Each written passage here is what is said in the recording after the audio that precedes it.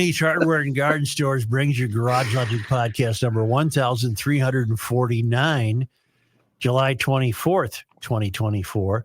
104 degrees on this day in 1941. That would have been an Aquatennial day at this time of July. And boy, they had a hot one, didn't they? And on this day in 1891, it got to a low of 49 degrees. And that's brought to you by? Well, I'm going to do it. Yeah. Oh, yeah. No. I know. The swimming. Aquaside. That's right. I just had a momentary lapse of reason. Thank you, President. If you own a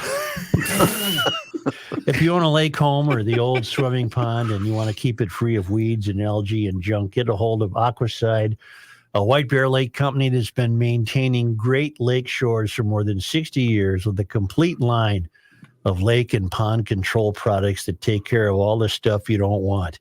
Aquaside products are easy to use. They work quickly. They're registered with the EPA and DNR, so don't let weeds overtake your lake or pond this summer. Call Aquaside.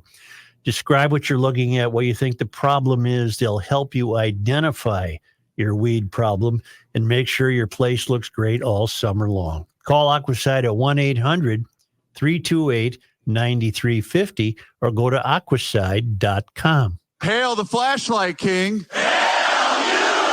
And now, from the mayor's office above the boathouse on the east shore of Spoon Lake, it's Garage Logic with Chris Reavers manning Technology Corner, Kenny Olson from the Krabby Coffee Shop, John Heidt in the newsroom, and of course, the rookie. Here is your flashlight king, fireworks commissioner, and the keeper of common sense, your mayor, Joe Souchere. You want to hear a bit of America that no longer... Oh, Rook, I'm sorry. I printed something. Would you get it for me, please? Will do that. It's in the printer. I got it. All right. Thanks, bro. I am being informed by people who pay attention to such things. Is it break glass, smoke lucky time? Break glass, smoke lucky. We had quite the eruption in Yellowstone in Biscuit Basin. Okay. Yeah. It's a hydrothermal explosion. It violently shook part of Yellowstone National Park's Biscuit Basin yesterday, damaging a boardwalk as several park guests ran to safety. Isn't that something? It happened around 10 a.m. Well, that would be very unnerving. It originated near the Black Diamond Pool, according to the U.S. Geological Survey. No injuries. I have the clip if you'd like it. The clip of the actual eruption? ABC News reported on it that included the video. Well, I'd like to hear that then. Okay. Extraordinary images tonight. The scare for visitors at Yellowstone National Park. The very close call with a geyser raining down rock and debris. Here's ABC's Mola Lengi. This is the stunning moment a geyser in Yellowstone National Park exploded today, sending a black plume of steam and mud up to the sky and panicked tourists running from falling rock and debris. No one was injured, but park officials surveyed the damage. The boardwalk, used by park goers, destroyed. The area shut down to visitors. It happened in Biscuit Basin, near the Black Diamond Pool, about 2 miles from the park's most famous geyser, Old Faithful.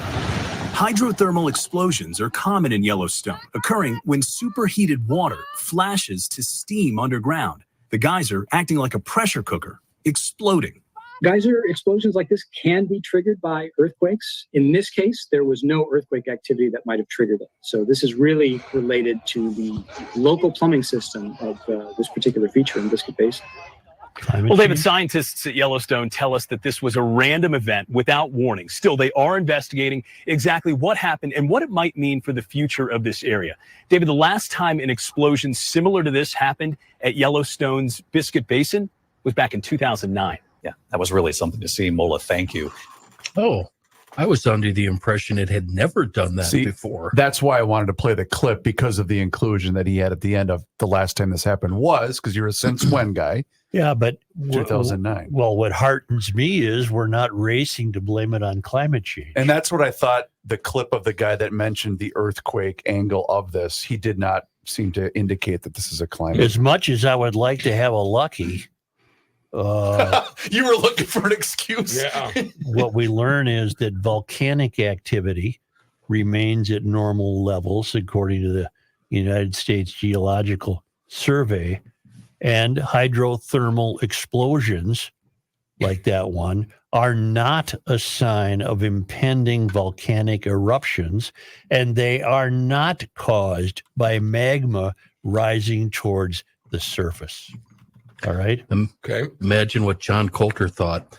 It's just south of the Grand Prismatic, which is the more famous area there. And like you said, just a few miles from Old Faithful. And you did, if you claim that you went to Old Faithful on a snowmobile, so you went right by this. Not only that, but I saw Old Faithful erupt. You did. Right on time. I guess that's why they call it Old Faithful. Yep. The old one. I recognize that laughter. Yeah. The only eruption that I think we are all in favor of comes from David Lee Roth. Oh, God, I'm running. Well, the song was called Eruption, wasn't it? Yeah. Oh, my God. There's John, there's no John, vocal on John. Eruption, though. It's all instrumental. Oh, it's a guitar There's solo. no words to describe it. Can we quickly change the subject because the three of you are complete idiots? Thank you. I Joe, think you left me out. That's what I was. Did you think the people did or did not retreat fast enough? I think they did not. For my money, I wouldn't have stopped and turned around and filmed that thing. I would have been 10 miles away, gone. Kenny, your tweet was perfect. When you said, "Yeah, I better stop and grab a quick selfie." That's what those dummies were doing. I know. There's And what still do you- debris in the air, and they're taking selfies. I gotta What- snap this one. What do you attribute that to? Losing We've touch talked about with it many nature. times. Yeah. Humans have lost complete sense of nature. Right. My instincts would have been to run as fast as possible. I would have been. And there are people that Heart took attack. this way too casually. Yeah. And it struck me that you should not have taken this casually, just given that this was a black eruption of the earth. There was mud and crud, and this wasn't the charming little white spray from Old Faithful. Joe, what does Matthew say if a bear is chasing him? He's going to push down one of his You kids. just got to be faster than the second person. Exactly. If Or I would have how's been the that go? first person to Second the slowest. vehicle, Second I slowest. wouldn't have waited for anybody. No. I would have just in drive gone. You're And on I your and own. I would have run over kids and Georgie old ladies. Costanza, right? Yeah. Pushing old ladies and children down. Get out of my way. Well, I would have grabbed here. probably my kid. I'd probably grab mine. It But would yeah. slow you doing down. It would slow you down. 200 miles an hour to West Yellowstone, and I'm buying a pack of heaters. But this story is from Yahoo News, and it can't leave us with anything restful. We have to learn this. The Yellowstone National Park region has seen 3 major eruptions in history, the biggest being 2.1 million years ago, according to the Geological Survey. That eruption resulted in 2,450 cubic kilometers of material ejected, giving it super volcano status. If another eruption of that kind were to occur, falling ash could cover much of the western U.S., and the global climate would likely fluctuate for years to decades. The most recent volcanic activity at Yellowstone was about 70,000 years ago. The most likely explosive event to occur at Yellowstone is another hydrothermal explosion, which occur in Yellowstone National Park every few years. And that's what we had in Biscuit Basin, was a hydrothermal eruption. It's named after the biscuit-shaped geyserite formations that can still be seen around parts of the Sapphire Pool, according to the National Park Service. Very pretty there. Yeah. Well, Yellowstone is quite a piece of property. Can you imagine the awe of the first white guy that went through Yellowstone? She's got to be thinking, what is this? Look at this. Do you know who that was? John Coltrane. Baby Crocker. Was it Was it Lewis and Chicago? Clark? Lewis and The Clark, horn right? player? Lewis The and guy that Clark? played horn? Yeah. No, Lewis- you were very close, John Coulter. Coulter. And when he got back, he discovered it in the winter. And when he got back, nobody believed him, and they called it Coulter's Hell. Yeah. Until other white guys rolled through there and finally realized that he was telling the truth. I have an email from Sean Paul, and it's really a glimpse of a life that has escaped us. Okay. This young fellow capturing gophers Yes. has really stirred the memories of quite a few listeners. And this is Sean Paul, who writes, "Hail the Flashlight King. Hey, you. I'm in my late 50s now and found humor and good memories from your July 16 podcast. I've been an avid listener of you and the crew since Jesus was a baby. At last count, my CI was around 80. Not sure where I'm at now. I own and operate a gunsmithing and tool sharpening business in Mora. About the gopher trapping. I grew up on a farm north of Detroit Lakes and trapped gophers as soon as I could walk. Bought my first motorcycle at age 9, bought my first boat at age 11, bought my first pickup truck at age 14. All new, all off gopher trapping money. Back then, the townships would pay anywhere from 50 cents to a couple of bucks for each set of gopher feet. Dad and neighbors would match what townships paid. My dad actually quit matching because he complained that I was making more money than he was. At age 7, Dad let me use a Farmall Model A to run my traps. Before that, I would ride the hell out of my bicycle, carrying a 5-gallon bucket on my handlebar. I trapped my parents' farm, lots of neighbors' farms, the roadside ditches, wildlife lands, and any land I could access. 7 kids in the family, 3 girls and 4 boys. All the boys did this. I still don't know what the hell the girls did. Don't tell them I said that because I'm still afraid of them. Aside from trapping gophers, I trapped fox, coyote, mink, muskrats, raccoon, skunk, and many others I can't remember. Got paid for them all. That money helped me pay for later education, get married, raise a family, buy a home, and start my gunsmithing and tool sharpening business. When I drive by a field and yard today, I think of all the opportunity and money just sitting out there. With a minimal investment and some labor, there should be no unemployment. Let's make gopher trapping great again. P.S. I have one of the original Garage Logic Gumption County prints, Prints. I would be willing to donate it to a fundraising effort of yours and the Rookies Heroes Fund. Sean, for now, you just hang on to that. That's a precious item you deserve. Isn't that a glimpse of a world? Now, he's only in his 50s. That's a story shared by many, many, many Midwesterners. Right. Yeah. That's a guy in his 50s. What would a guy in his 80s be? His memories must be incredibly weird, too. Not weird, wonderful. Well, unique. Unique. That's wonderful. That's wonderful. When I was a kid, it was actually a competition among a few of us to get property, to get the okays from the farmers. I trapped muskrats. Yeah. Infrequently and probably not very successfully, but I got a few. And we all thought we were going to get rich because wasn't muskrat fur being used as kind of a faux mink? On the inside of gloves. So on the inside of hats and gloves. Yeah.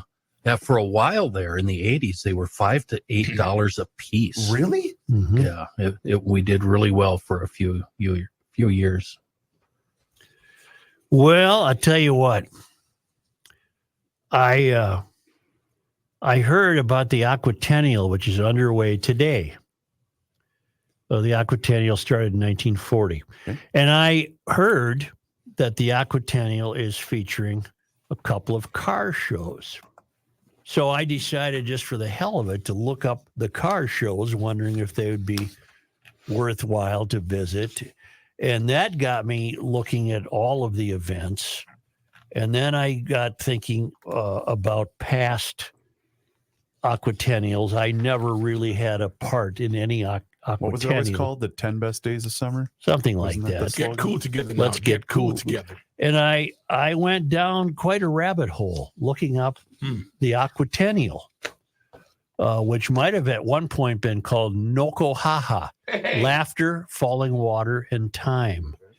And of course, the Aquatennial has a wiki page, but let me go to the current schedule of events.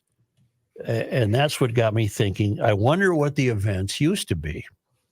Because many of these events, I do know this, the early Aquatennials were quite steadfast in their belief in a nautical theme, water, boats, swimming. And that's expanded now. For example, today there's the Twins and Phillies game is listed as an Aquatennial event. Well, it really isn't. Wait a minute. The Twins and Phillies were going to be playing anyway. No matter what. Right. Right now, actually. Yeah, I and then forgot we about have cardio tennis. That really isn't nautical, but I can understand that. And then tonight you do have the River Rats Aquatennial water ski show. That's always fun. And tonight you have the Aquatennial Torchlight Parade. Let me ask you something about, you were a water skier as a kid, right? Mm-hmm. And have you been to the River Rats show? I never have, and I bet it's great. It's wonderful, but you really got to take your hat off to those folks that are out there skiing on the river because it is rough. Mm-hmm. Yeah. Remember when we were skiers, the days we looked forward to were glass. Oh, calm Lake days. is Yeah. just glass. Why That are you river's- saying yes? Oh yeah. Way back. The old days of old. Never mind, Joe. You're on your own. Well, plus, would You the did river one. right now be full of debris, Yeah, I mean, like bodies. pop cans and bodies, tree and limbs, needles. Well, Tomorrow- no, where does that exact take place? Right by where, isn't it Broadway Pizza? Yeah. I remember Yeah, it's sitting that there. park up there. I Yeah. don't remember the park. It's Okay. named, I did an yeah. event there with those guys once. It was really cool. Like That was a Plymouth lot of fun. Avenue. west bank of the river between Broadway and Plymouth. Okay. Yep. Now, tomorrow, you've got Core Power Outdoor Yoga. You've got a movie night at Target Field Station, movies in the park and music's in the park. Okay, not much nautical there. Friday, you've got something called Alchemy 365. I don't know what that is, but it's at the Minnesota Sculpture Garden. Is that a And meth making competition? I don't know. Yes. And then more music and warehouse district events. Saturday, there's a basketball tournament, cardio tennis.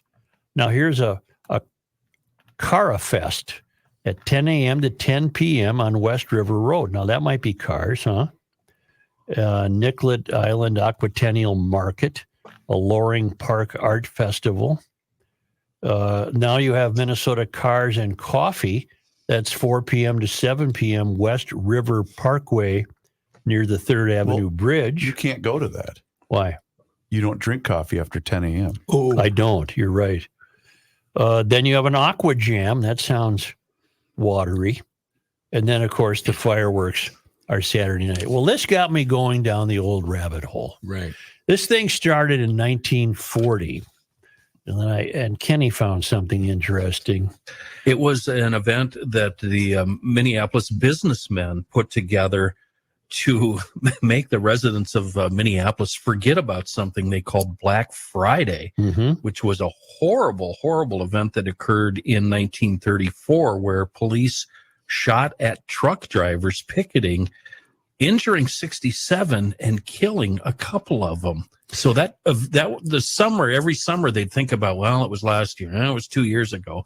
So these guys came up with this idea for the Aquatennial. Yeah, they wanted something that would overshadow the Teamster picnics, Right. because it presumably at a Teamster picnic, the main topic of conversation would have been the bloodbath in the 30s. So they planned these. They planned this Aquatennial, quote, to take the minds of Minneapolis citizens off past troubles and focus all minds throughout the state on a pleasant event. But you know what? Yeah. What when I read this, it reminded me of what you've been saying for quite a few years. We used to have a good old boys network of businessmen who got things done in both cities. Right. I'm leading up to my dour thought. I think it's pronounced dour, D-O-U-R. Yeah. But I want to have some charming reminiscence first. Yes, Dower. please, by all means. Dower. I think it's Doer. I I'm think going it's with pronounced. Dower. Huh? I will. I'm going with You're Dower. going with money on Dower, but Isn't that what you give Well, the get our active dictionary. Isn't that what you give D-O-U-R. the- I believe it's pronounced Doer. father of the bride? You give him the doer? What is that called? That's called a dowry. Oh. Dowry. Yeah. Yeah, the Dowry Boys. They were on Sure. Sunday morning. Were you gone the last couple This days? isn't Roger. This is Satch. Roger. This isn't Roger. This is Satch. Doer. I was going. Can I Doer. hear Wow. this real- Joe's correct. Doer. Doer. I apologize. Doer. Will you please go through the doer and get me lunch? Yes, No. thank you. It's been Dower to me my whole life. I've said Dower my whole life too. I'm sorry, Doer. Joe. Now, I don't see any mention of two events that used to be crowning events, a sailing regatta on Lake Calhoun Okay. Love to see Fun. that. and the Tom Thumb milk carton boat races. Love those. I Right. don't believe we're having a milk carton boat race Those were anymore. always fun to watch when the people would go 2.5 feet and Is it- just so. I'm Yeah. not trying to make a joke, but it's because Tom Thumb's not a thing anymore. I don't know. No, that was just a It sponsor. was I just mean, a sponsor. Okay. yeah, and the hydroplane races, the river races. So Kenny sent me, I told Kenny I was going down this rabbit hole, and Kenny sent me, in 2015, the Star Tribune had a beautiful archive of past Aquatennial photos. And my favorite was a guy on a pogo stick playing a trumpet and a trombone. Woofda. At the And see, same now you time. can't, that's entertainment. How was he balanced? He was an artist. He was bouncing along. But what are you holding on to the thing with? Well, he was He had gifted. strong thighs. But the most, and then there was a wonderful picture of as recently as 1990. In fact, I remember covering, and it would have been prior to 1990, in the 80s, I did a column on the racing shell outboard motor racing boats on Lake Calhoun. It was just an incredibly nifty event, loud. And this would have been at its peak, Yeah, pretty much. but as recently as 1990, in this photo archive from the Star Tribune, there's a picture of a fellow identified as Lee Anderson racing one of these racing shells on the Mississippi. Huh. I wonder if that's the Lee Anderson who's become Lee Anderson, as in Anderson Athletic and Sure. Recreation Complex at the University of St. Thomas. Lee Anderson, who owns the most fantastic collection of boats in the United States, along with his buddy John Allen, who has a rival collection. I bet it's Lee Anderson. He might have raced these things. the year you covered it, what do you think the oil to water mixture was? You think it was 40-1 in Calhoun? Yeah. Yeah, it's just a blue squiggly slime. Well, we don't have that anymore. Right. No, I see no listing for a regatta. I see no reason why that still couldn't be held. I believe kids are still racing sailboats, and that seems to be gone. But then another amazing thing in the archival photos was the way downtown was decorated in the 40s. Huge banners across what would have been then Nicollet Avenue, not the mall. And the anchors were all the flags were all nautical, pictures of anchors and lakes and then. But I didn't even get to the best part. I'll get to that in a moment. But right now, I want to tell you about something the Center of the American Experiment has been up to. They're taking a tour of Minnesota. It's called the False Promises Tour because their research has shown that young people are struggling to buy houses, save money, and pay their bills, and 90% don't expect to do better financially than their parents. And young people are leaving Minnesota. Minnesota ranks in the bottom 10 states for in-migration for 18 to 34-year-old adults. And yet Walz could be considered a vice presidential candidate. God help us.